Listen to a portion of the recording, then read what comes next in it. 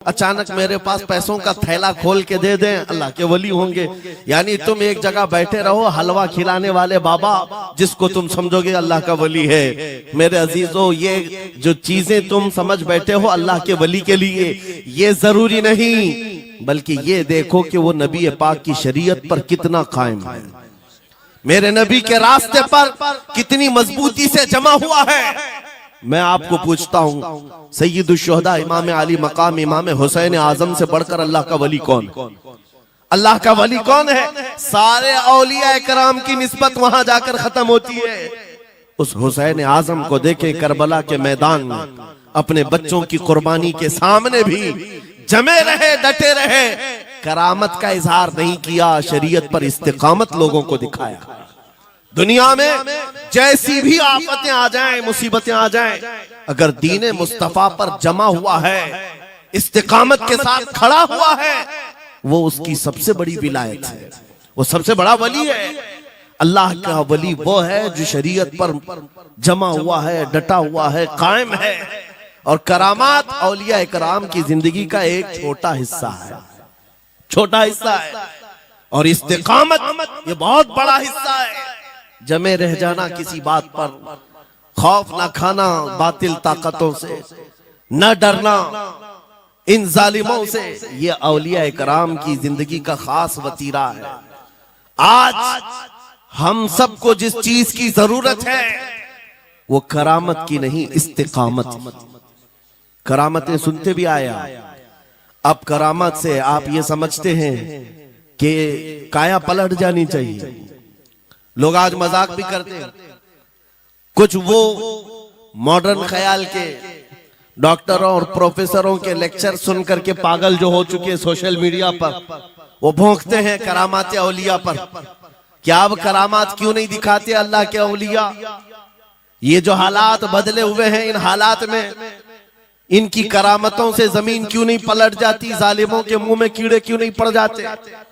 मेरे अजीजों, पूरी दुनिया करामात से नहीं चलाई जाती, वल्लाह मुसब्बिबुल अस्बाब, अस्बाब पर रखा है। एक मशहूर जमाना बुजुर्ग हजरत मोहम्मद जाम रहमतुल्लाह अलैह बगदाद के हलाकू के जमाने के थे। हलाकू बादशाह जिसने बस्तियों की बस्तियां वीरान कर डाली और इतने कत्ल कर दिया था, जहां से गुजरता था इंसानों की खोपड़ियां।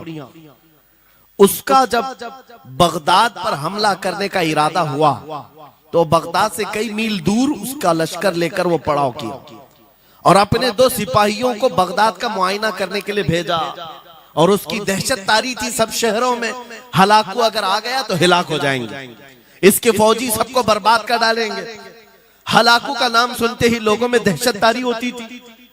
तो 2 सिपाही 2 फौजी हलाकू के बगदाद मुआयना करने के लिए आए तो लोगों में खलबली मच गई, अब जाएं तो कहां जाएं? तो हजरत मोहम्मद जाम रहमतुल्लाह अलैह एक बुजुर्ग थे, उनके पास लोग दौड़ते हुए आए और वो वजू फरमा रहे थे, उनके हाथ में पानी का कटोरा था और आकर के लोग रोने लगे, हुजूर हलाकू आ गया, बगदाद तबाह कर डालेगा, बगदाद को बर्बाद कर देगा, आप बचा ले, अल्लाह के वली हैं, आप दुआ करें। उन्होंने अपनी कटोरी पलट दी और कहा, जाओ अल्लाह हिफाजत करेगा। रिवायत में मिलता है कि वो 2 सिपाही ढूंढते ढूंढते रह गए, उनको बगदाद नजर ही नहीं आया। कोई बगदाद का न घर दिखा, न महल, न रास्ता, कुछ नहीं। वापस वो अपने बादशाह के पास जाकर कहते हैं, हम तो बहुत ढूंढ करके आए, बगदाद मिला ही नहीं। हलाकू ने उन दोनों सिपाहियों को कत्ल कर दिया।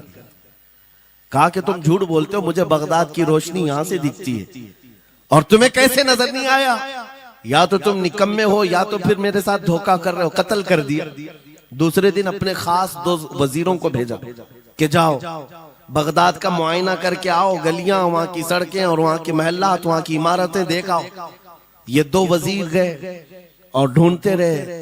जैसे ही वो बगदाद में इंटर हुए, आज फिर लोग हलाकू के इन वजीरों को देखकर दौड़े दौड़े भागते हुए इस अल्लाह के वली के पास आया, हज़रत मोहम्मद जाम।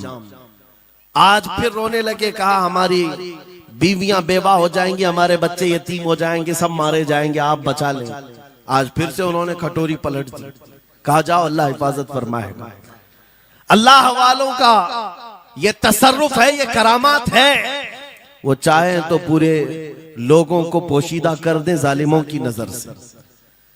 दूसरे दिन वो वजीर भी ढूंढते रह गए, उनको भी बगदाद नजर नहीं आया। वापस गए, बादशाह के वो बड़े मोतमद लोग थे, कहा कि हम भी गए लेकिन हमको बगदाद नजर नहीं आया।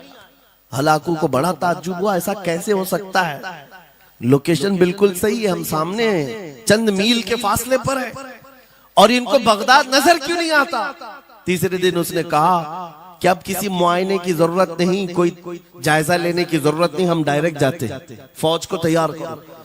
पूरी फौज को लेकर के जब तैयार होकर वो बगदाद के सरहद पर आकर खड़ा हो गया, उसके जंग का बिगल बजा और तबाही के आवाजें आने लगी, तो आज लोग फिर दौड़ते हुए हजरत मोहम्मद जाम के पास आए और उनसे रो रो कर गिड़गिड़ाने लगे, कहा आज तो